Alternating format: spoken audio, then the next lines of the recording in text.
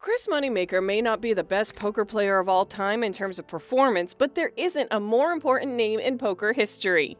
His remarkable triumph in the 2003 WSOP main event sparked a chain of events that resulted in what is now known as the poker boom. The memorable victory over Sam Farha in the final heads-up match of the main event sparked the well-known Moneymaker effect, giving millions of people around the world hope that they too might duplicate his achievement. The fact that an unknown accountant from Tennessee won the main poker event and pocketed $2,500,000 was a dream come true. And to make matters even better, Moneymaker didn't pay $10,000 for the pleasure. He won his spot in the main event with an $86 satellite. Norman Chad, a famed poker commentator, described Farha's elimination as, "This is beyond fairy tale, it's inconceivable."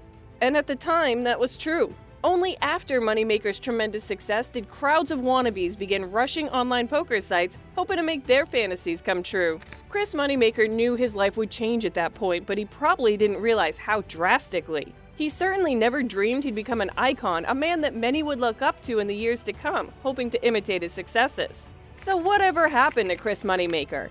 What has he been up to since playing a key role in bringing poker out of obscurity and into a global phenomenon? For Chris Moneymaker, the 2003 victory was monumental.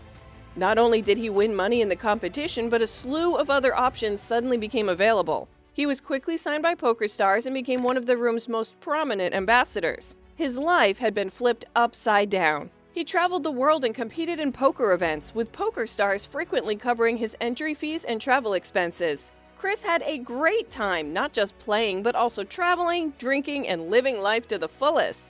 However, his wife at the time was not as pleased. For her, the abrupt lifestyle shift was simply too much. She couldn't keep up with everything, and the two eventually parted ways. Moneymaker confesses that he may have been enjoying the lifestyle a little too much. But who can blame him? Nobody could have prepared him for the realization of his dream. Despite the fact that his divorce cost him a lot of money, Moneymaker was able to recover quickly. With his PokerStars sponsorship and several endorsement deals coming his way, he was able to recover his finances and never had to stop playing poker. Moneymaker met his new wife Christina Wren several years after his great victory. Christina was aware of what she was getting herself into when she married a well-known professional poker player, therefore their relationship was built on distinct grounds. Still, Chris struggled to strike a decent balance between his work and personal life, and the new marriage was not without its challenges. However, after a few years of this lifestyle, Moneymaker was ready to move on. He wasn't going to stop playing poker, of course, but he realized that the life of partying and going out practically every night was just too much. In a 2018 ESPN interview, Moneymaker noted that his goals had shifted dramatically over the previous decade. After dropping out of a tournament or finishing up for the night, he goes to his room to watch Netflix, study poker, or play video games with his kid. In the same interview, he stated that the most difficult aspect of being a professional athlete and a family man was returning home after weeks away, only to inform your spouse that you had lost thousands of dollars. Most people struggle to grasp this concept, and without being players themselves, they just cannot comprehend how severe variance can be, particularly in tournaments. Fortunately, Moneymaker has worked everything out. He currently lives in Tennessee with his wife Christina and their 3 children. Although his influence on poker is unquestionable, his real playing abilities have frequently been questioned. For many, he was a one-hit wonder, a luck box, who somehow managed to acquire the renowned title. His official results don't provide much evidence to contradict this notion, as the $2,500,000 win remains by far his highest score to date. Throughout his career, Moneymaker has earned $3.9 million in live tournament cashes, which is $1.4 million more than the initial $2,500,000. His second highest score came from finishing second in the NBC National Heads-Up Championship, which paid out $300,000.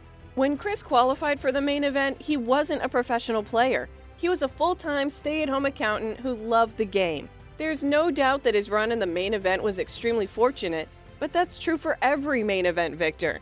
You won't win a big event unless you're lucky. Some who know Moneymaker, including fellow player and main event champion Joe Hatcham, believe that people underestimate how talented Chris is at poker.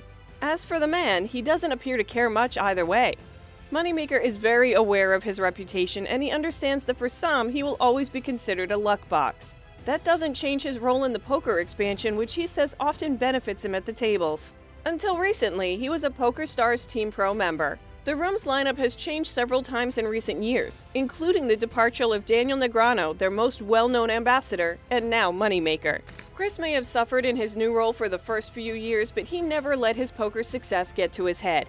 Despite spending time with some of the top players and learning a lot about the game over the years, his attitude towards the game has remained consistent. During the World Series, he frequently appears in smaller everyday events. While many players, particularly main event winners, might regard this as beneath their level, Chris appears to enjoy it immensely. Although the buy-ins are far lower than those for bracelet events, he claims the whole environment is much more relaxed and players appear to enjoy the game more. Furthermore, despite the lesser level of competition, he believes there is still a lot of money to be made in those competitions. Whatever his true motivation, Moneymaker is continuing to fulfill his position as a poker advocate. It must be a thrill for many of the players competing in these competitions to sit next to such a well-known professional. It goes to show that poker is more than simply money. Of course, high rewards entice players, but finding a healthy balance between the money you can win and the true enjoyment you can have from playing is equally crucial for those who make poker a career. You'd assume that the man who played such an essential part in the growth of poker would be inducted into the Poker Hall of Fame, but you'd be mistaken. Moneymaker is still waiting for his turn, and under the current rules, he may never get there. He was nominated in 2016, but his nomination didn't receive sufficient support.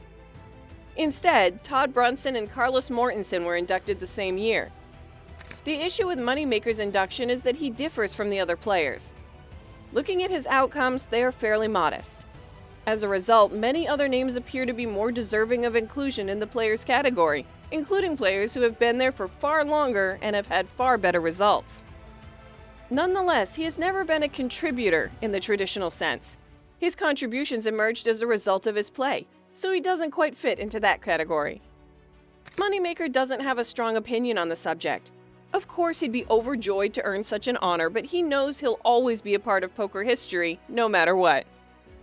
His legacy is simply too extensive and profound. Given all of this, the nomination committee should consider making an exception to officially include Moneymaker's name in that history. On New Year's Eve, Moneymaker declared on Twitter that he was leaving PokerStars. As previously stated, Moneymaker has prioritized family life in recent years, and his departure from PokerStars will allow him to spend more time with them and less time on the road.